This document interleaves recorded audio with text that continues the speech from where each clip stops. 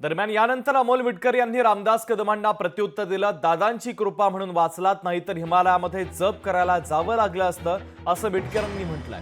अजितदादांवर खापर फोडणं बंद करा, असं देखील महत्त्वाचं विधान अमोल मिटकरी यांनी केलंय। असं आहे, एकतर महायुतीमध्ये कोणी कोणावर बोलू नये असं ठरलं असेल तर मग कोणीच बोललं नाही पाहिजे।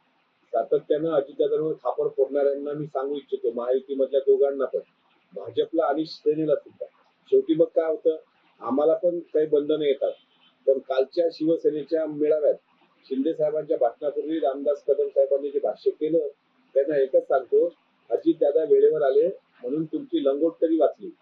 दादा जर आले नसते तर तुम्हाला कमंडलू घेऊन हिमालयात गोसाई म्हणून फिरावं लागलं असतं। त्यामुळे रामदास कदम साहेब, आपण आपला अवाका पाहून बोलावं, अजितदादांवर आपण बोलू नये।